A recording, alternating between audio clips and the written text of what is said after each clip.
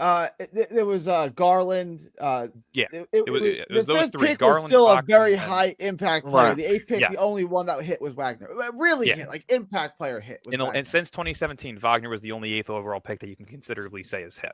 So that's why I'm Right. saying the difference in pick, it all comes down to the quality and position of the pick, which is why you need to either A, fully invest in getting the highest pick possible, which is why I've been saying for the past 6 months, the floor of the pick is more important than the ceiling of the pick, right? Right. You're the worst team in basketball, like Utah was this past year. You got the fifth overall pick, and you got Ace Bailey, who's likely to be the third highest upside player in this year's draft. That's great value, right? Okay. All right. So listen, I understand this, but remember, we was just talking about the Knicks picks, bro. Kevin Knox, if I'm not mistaken, was a lottery pick. He was. I Frank believe he was the ninth Tequila, overall if I'm pick. not mistaken, was a lottery pick. He was. Obi Toppin was not, if I'm not mistaken, No, and I he's believe still in the Obi was. league. I believe Obi was. I can I double could check. look Obi at was a it. I lottery could. pick. He was like late lottery. He was lottery pick. He was late I believe he lottery. was Yeah, 13th. No, he was eighth. He was eighth. eighth. He was Yeah, eighth. Yep. yeah, Obi Toppin went eighth. Yeah, yeah. he did win They it. all Obi got He Toppin went was all, selected with the eighth overall pick in the Frank 2020 with Ntilikina, the NBA eighth draft. Knox, overall and pick. Obi were all Okay. top Yep. 10 picks. Oh, Yeah, okay. All right. So look, all I'm gonna say is, obviously, bro, if everything that you saying about the depth of today's of the drafts in the past 5 years since this decade, which is probably since this decade has started, to me, there's nothing wrong with drafting from 1 through 20 or 1 through 25. To me, there's You're nothing correct wrong. in terms of the depth of the pick. Hold on, wait. Before you counter, I understand that we only have one lottery pick as of the Brooklyn era. I understand that, but if you're telling me in the last 5 years that late first round picks and some second round picks that don't have no value, but now we got to grant ourselves the fact that some late first round picks are starters on key teams, and some later picks are stars or go to options on some teams.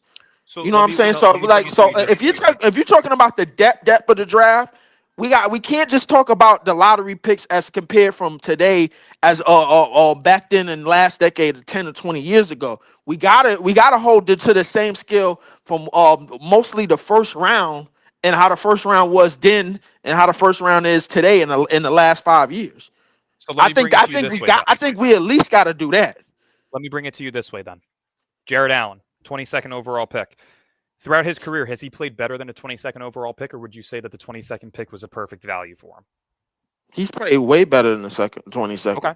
The Nets drafted him, right? Yes. Okay. But he Cam hasn't played Thomas, lottery as material. a guy who's not the biggest Cam Thomas fan, right? Hmm. Selected with the 27th overall pick, would you say that he is a 27th overall pick caliber player, or would you say that he goes a little higher or a little lower? I say he's definitely top 20. I agree. All right. Nick Claxton was the 31st overall pick. This is a guy who not too long ago, just 2 years ago, was in conversations for Defensive Player of the Year, right? 31st overall pick. It's the first pick in the second round. Would you say that Nick Claxton throughout the entirety of his career was a 31st overall pick or worse? He Or was would you say that a was first higher? rounder. He was the first rounder Okay. for sure. So that's why I'm saying it's not like the Nets haven't been disgraceful in their picks. It's just they haven't been able to find the guy. And that, again, comes down to the quality of the pick. The higher the pick, the higher the chance, right? Again, you look at the major difference between the fifth overall pick and the eighth overall pick, and it's a significant difference. So that's Right. why I'm saying the lottery picks are going to be the more important picks. Have Right. there been players outside of the lottery that hit and turn out to be top tier role players, that turn out to be third options, turn out to be your co-star, or turn out to be your superstar? Yes. But is the likely chance of that happening just based on drafting one to two Outside of the times per lottery. year? Yeah. Like look at the Nets, right? There's been years where they don't even have a draft pick, right? Right. And those are the years where those teams find certain players in those later drafts. Right. We haven't had that ability to where we can draft consistently to really showcase whether or not we're going to make the right decisions. And the few times we I have, agree with Jared Allen, that. Cam Thomas, Nick Claxton, those have been solid, right? Right. So point is that you need to be able to draft talent no matter where you are, but the floor of the pick is going to be the baseline to how you're going to perform in a draft class. The worst team in basketball gets 5, right? Right. We were the 6th worst team. Historically, the 6th overall odds over the past 5 consistent years has not elevated into the top 5 or even stayed at 6. So it really depends on where you're drafting. It really depends on if you're going to commit to the rebuild or if you're going to just try and continue to screw around and sell tickets. Okay, all right, but yeah, and those are all valid points. We haven't been drafting consistently in the top 10 and the top 15 to even declare that in the Brooklyn era. However, the history of the Nets, in terms of their go-to player or their star player that's going to lead them somewhere, it's never been through the draft. It's never Kenny been through the Anderson, is he a draft. Hall of Famer? No. Kenny Anderson is a all-star caliber player, though, correct? He's a one-time All-Star. Kenny Anderson was a damn good player. He's a damn He good was point he guard. was a damn Jared good Allen's player, an but he was all-time a one-time All-Star, but we would All. say that he was higher He than 20 he first went round number pick, 2 in the draft, and he is a one-time All-Star. He was Next, an all-star, correct? How many players in the league all time can say that they're an all-star, right? It's not At like no- come on, being just a Lee, you're one-time old enough compared to to remember as one-time. a top 3 pick in the history of this league, it's a lot of players that have been multiple-time All-Stars. Kenny Anderson is a hit. I don't care. Come on, bro. A hit? Are you serious? What has he done? Can you name me the players in that same draft class that went 4 through 10 just to compare whether or not it's a hit or not? Okay, I'll give you that in a second. Hold on, because I was gonna say because I'm not familiar with that draft class, so I Oh, wanna okay, see- all right. Find Yeah, one. let's go do the draft class. Okay, Larry Johnson, Dikembe Mutombo, Billy Owens at 3, Dikembe Mutombo at 4, Steve Smith at 5, Doug Smith at 6, Luke Longley at 7, Mark Macon at 8, Stacey Augman at 9, Bison Deli at 10, Terrell The only Brandon. player You might that I would even say was better than him in his career So- is Dikembe and Larry Johnson. No, So Larry realistically, he was Johnson's still not a better than top Kenny 5 Anderson. talent. I'll If say you- Dikembe, oh my God, no. Dikembe, I'm Steve gonna Smith, I'm gonna Terrell defend, Brandon. It's Kenny Anderson stand. I'm gonna defend my man's right here. If you redraft this draft class, Kenny Anderson doesn't go number 2. You know where he goes? He goes number 1. No, he doesn't. Yes, he does. No, he But doesn't. Humboldt goes 2. No, he doesn't. Larry Johnson goes 3. I think Larry He goes number Johnson's 1. debatable. Steve I Smith definitely goes think 4. Dikembe's more impactful. Mutombo is the only Hall of Famer in this draft. He's the only Hall of Famer in Zero this draft. offensive game. Zero. Well, you're also talking about first ballot Hall of Famers, right? It's not like these guys can't become Hall of Famers, in a couple of years. Like You do.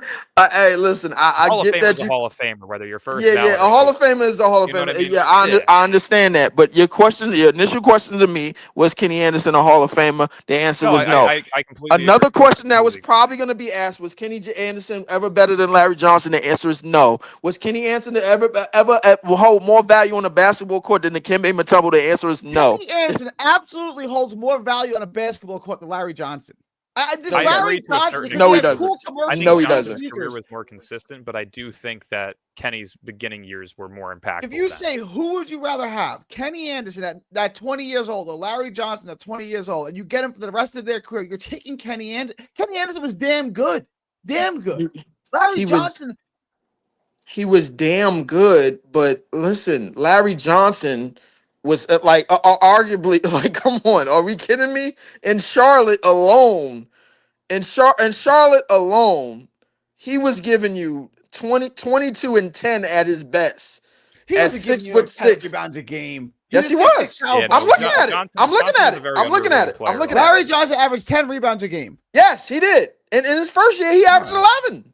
He averaged 19 and 11 No, as Larry a was- rookie. that's He why was I a said 6'6" him- power forward. That's why I He's said averaging him 11 Yeah, rebounds. all right, he Right, but averaged him 20. and He averaged Kenny are 20 and 10. very Yes, he All right. did. So what are we talking? That's why I Kenny said I think Anderson. Kenny goes 5th if you redraft that class. I don't think he goes. No, I don't think Anderson Kenny- goes first. No. He goes first. I don't think Kenny Anderson was better than Terrell Brandon. Who was the first pick in that draft? Larry Larry Johnson. Johnson. Okay, Kenny was second. You said or third? Kenny was second. Okay, who was Dikembe was fourth. Billy Owens was third. Okay, so Kenny's probably a top 3, if not top 4 pick in that draft. He's a regardless. top 5 pick one in that pick. draft. If you redraft that class, the class. Oh, if isn't I'm great. redrafting the class, I'm taking Dikembe first. Like I said, I do think it's Guys, debatable Mutombo between was so Johnson and Kenny. disgustingly overrated. No, he One wasn't. of the most Yes, he impactful was. bigs of that era. Exactly. He And went like- because he was In beloved terms because he of went the to defensive Georgetown. presence, He was he was not- No, he Exactly. wasn't beloved because he went to Georgetown. Yes, he went. It was He he was- that morning. Then Mutombo. Mutombo was like, "You're the one that don't belong, bro." He had no offensive game. Okay. Defensively, he was so good defensively. How come Philly got worse defensively and all over the court when they traded Mutombo for Ratliff one-on-one? Right, because Mutombo was the most overrated. Mutombo was not what he's made out to be. Like Kenny- Mutombo Mutombo's defense trumps anything that any of these players in this draft is doing. No, alone. Kenny Anderson's playmaking over. Kenny Anderson playmaking didn't do much, bro. Like Terrell Brandon was better than him. I'm sorry. Brandon was good. Like that's a better. Terrell Brandon was better than him.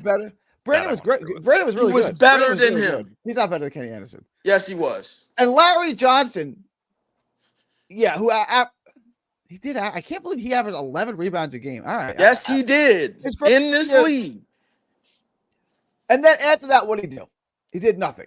It was 2 years, and he was basically done. What did Kenny Anderson do after his All-Star year? Nothing. Kenny Anderson was a top 10 point guard in the league for a top 10 point guard. Come on, that's laughable. Come on, it's bro. Not laughable. Yes, it is. That's laughable. You are bugging on Kenny Anderson. Kenny Anderson being a top 10 point guard in the 90s holds no weight to what Larry Johnson was doing. What did Larry Johnson do? He had 2 good years at the top of his career. After that, he was not. What was he? He had back injuries, right? Right. He did. Yeah, he did. But let's not make it seem like Larry. Let's not make it seem like Larry Johnson didn't hit the ground running the second that he got in the league. He got in the league, 19 and 11. He had 2 great years. It sounds like Derek Coleman to me. Derek Coleman was so much better than Larry Johnson. Yeah, okay. What did Larry Johnson do on a court better than? What did Larry Johnson do on a court better than Derek Coleman? He was a way better attacker at the basket. He was a way better rebounder. Derek Coleman. He's not. Oh yes, he was easily was. Was 10 rebounds a game. Derek massive body. You couldn't keep him off the boards. I understand that, but like let's not make it seem like Larry Johnson at 6'6" wasn't a grown man neither. He was a grown man when he got in the league, bro. Coming out of UNLV, bro, like he was tempted to be what Barkley was, and he was doing that in his first 2-3 years in the league. It's 2 years. That whole Charlotte on the guy. He was a good. That whole Charlotte run, he was going crazy, bro. I'm sorry. If you only counting 2 All-Star years, bro. Like, no, I'm counting his first 2 years, and then he got the back injury, and there was a big drop off. Listen, and that's fine, but let's make it seem let's not make it seem like Derek Coleman had this upsetting injury, or Kenny Anderson had this upsetting injury that bottomed their careers. They were still healthy players, bro. They just wasn't who they was when they got in. They just wasn't who they was. They was one hit wonders, bro. They shine at a certain point in time, just like Larry Johnson got. The only difference is Larry Johnson actually had a setback injury wise. They did not. They bro. Like as Nets players, bro, they shortchanged us.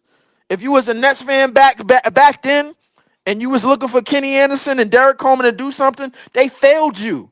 They shortchanged you as number 1 and number 2 picks. I'm sorry. They failed you. Those are failures in my book. If the Nets keep their big 3 together, they get a championship.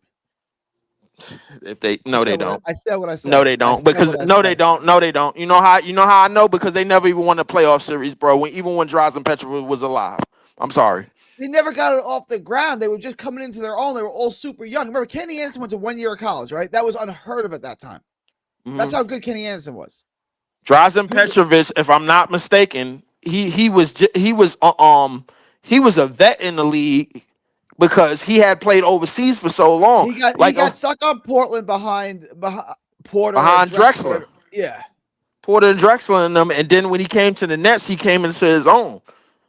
Yep. Now it's unfortunate that he passed away, bro. Like, listen, God rest his soul. But let's be clear: when the Nets had him and he had that All-Star season, the Nets did not do anything in the postseason. I'm sorry. They were too young at that point. They were too young. I don't want to hear nothing about no youth, bro. They didn't win at all. Wasn't the Orlando Magic young? They won some playoff series during that time. Wasn't they young? Wasn't the Seattle Supersonics young with Gary Payton and Sean Kemp? They won some playoff series. That's not an excuse. What are we doing here? I'm saying if the Nets keep that team together, they don't win a damn thing. Because we all know who was running the East at that time. No, they don't win a damn thing. Stop. Because Jordan retired the next year. Yes, and if you keep Drazen Petrovic alive, they're not better than Orlando when he retired. They're not better than the Knicks Okay, when they hang on, retired. hang on. They're not better than the Knicks. Give me No. the Knicks.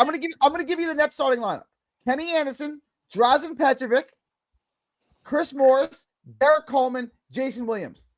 That's way better than the Knicks. No, it That's ain't. way It better just sounds sexier. That's all it is. That's it. That's all it is. Listen, I don't like to co-sign the Tangerines at all, bro. But let's be clear. When the second that Jordan left, 1993-94, the Knicks basically ran the East. Let's make that clear. The Knicks basically ran the East. I'm gonna say this again. Kenny Anderson, Drazen Petrovic, Chris Morris, You see, Derek Coleman, Gary, and Jason Williams. Gary, the problem with that lineup is you thinking about how they would be today. Back then, that lineup didn't mean shit. It didn't. It was a cute lineup. It was a young lineup. They won games in the regular season, but when the playoffs hit, bro, they probably wasn't better than Cleveland. They probably wasn't better than that Hornets team that won a playoff series, by the way, With Larry with Larry Johnson and a rookie Alonzo Mourning. That won a damn playoff series, and we sitting up in here talking about what Kenny Anderson, Drazen Petrovic, and Derek Coleman would have been had Drazen Petrovic not got All-Star center, and All-Star center. Jason Williams made an All-Star game. Yes, he did. Yes, he did. Scary, stop with these one-hit. Stop trying to bash me in the head with these one-hit wonder All-Stars. One of the premier rebounders in the league until he got these is Jared Allen players, bro. 3 years in a row. Hang on, guys. Hang on. 3 years in a row, Jason Williams led the league in offensive rebounds. He averaged 7 offensive rebounds one season. 7. That's cute, bro. That's fine. But he got more offensive rebounds than Dennis Rodman. Does that count for anything? Hey, listen. Hey, kudos to him, bro. That's the one thing that we can applaud him for in his career. Now that he out of jail, but excuse me, bro. Shout out, Jason Williams. Shout out Jason Williams, bro. But let's be clear. But let's be clear, bro. Like all of these stats that you pointing to didn't hold. All of these lineups that you pointing to, everything that you pointing to, didn't hold no weight in that time. You know it didn't. You know that. That's why the Nets were one. That's why the Nets were one and done when it came to the playoffs during that time. Even though they had a number 1 pick, even though they had a number 2 pick, even though they had Drazen Petrovic for a short amount of time, and he passed away. I gotta wrap this up. I had to go 8 minutes ago, but hang on, Dylan. I gotta get going too. Let me just ask Dylan this question. I know you weren't even born yet. What's better, Kenny Anderson, Drazen Petrovic, Chris Morris, DC, and Jason Williams, All-Star center, or Derek Harper, John Starks, Anthony Mason, Charles Oakley, and Patrick Ewing? Ewing. No, stop. Definitely Ewing. Stop. I'm out of here. Definitely Ewing. Definitely. Ewing alone clears the entire Nets team. I just named you 4 All-Stars. 4 All-Stars. Ewing clears them. Bugging. Ewing. Harper's your second best player. Extraordinary. Guys are bugging. The Nets starting 5 is so much better. All right. Dylan, when do you want to come back? We'll figure it out. I gotta figure out what my work schedule is looking like, but I got you. All right. Leaf, you want to close with anything? Leaf's probably already gone. Larry Johnson fan club day today. All right, guys. It's September 15th. We're already halfway through September. 3 weeks away from the start of the season. September 15th, 2025. From Texas to the world. Thank y'all, and God bless. Later.